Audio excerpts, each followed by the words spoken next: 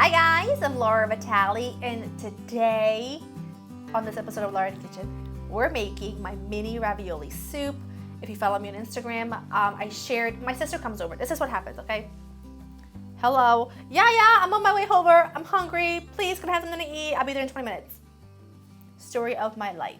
Now I tell you, in my freezer, you'll always find a stack of chicken cutlets that I can throw into the air fryer.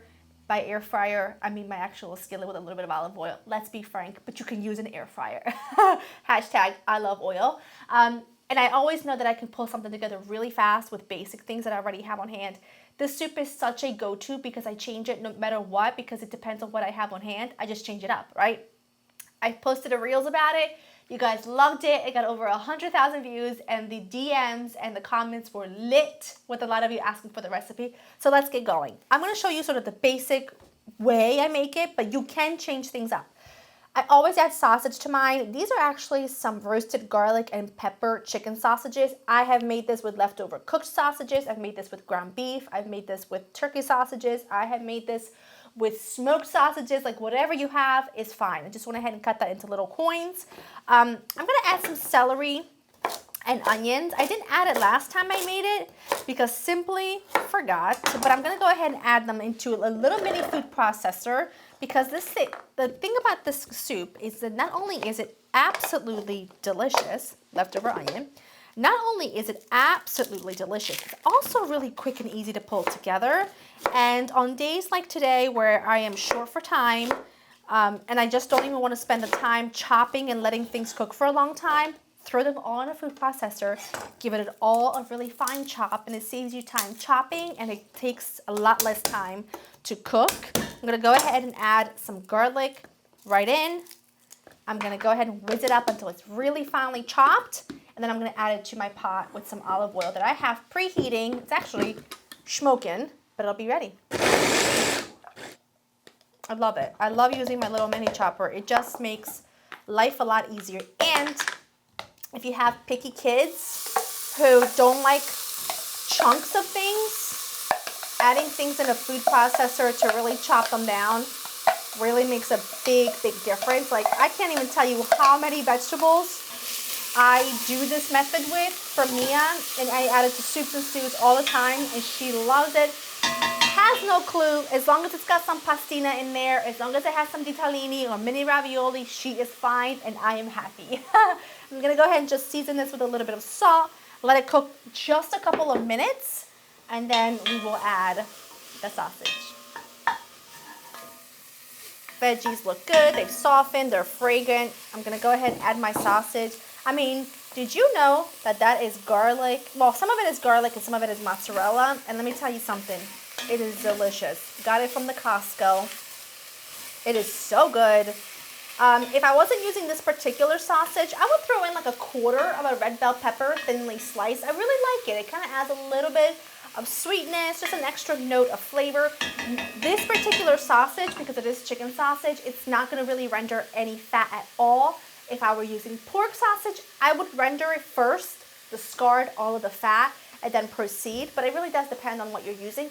You can use leftover meatballs if you want to. I've 100% done it that way, and it's delicious. I mean, you're not really learning a specific recipe today. You're just learning that you can make something like this really quick, really easy. Kids love it, adults love it. You are learning that some days I'm a stressed out mama and I need to put dinner on the table in about 30 minutes or less without very much effort for me. You're learning real life skills here, okay? That looks phenomenal. Smells great. And so far we've done literally 4 minutes worth of work, including the cooking time. You'll need some tomato product. I'm just using jarred tomato sauce. Like not canned tomatoes, but you know what I mean?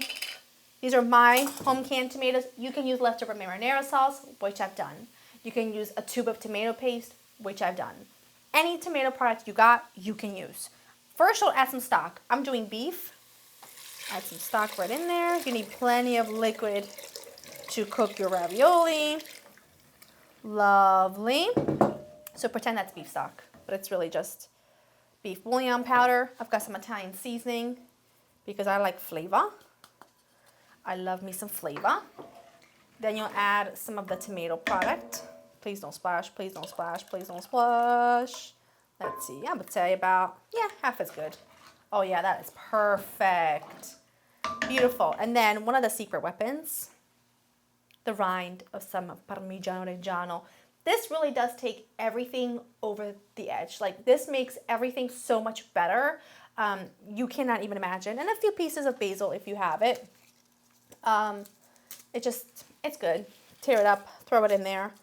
I'm gonna do some black pepper. I'm not gonna add any salt right now because the beef stock's salty, and then I already seasoned my veggies when I first sauteed them, so I'll just check for seasoning later, but I do want black pepper. I like my new black pepper grinder. He's pretty fabulous, if I do say so myself. Okay, what I'm gonna do at this point is let this come to a simmer, let it boil for like, I don't know, simmer for like 15 minutes or so. These are the mini ravioli I'll be using. These are by Trader Joe's. They are so perfect for a soup because they are so tiny. They are perfect for soup.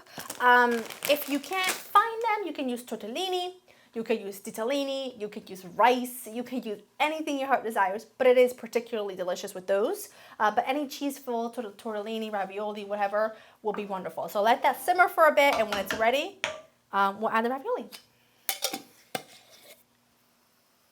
This has been boiling and simmering for about 15 minutes. Go ahead and add your ravioli. Now each, whatever you use, it's gonna take a different amount of time to cook. These take about 10 minutes or so, so just let them simmer in there for 10 minutes.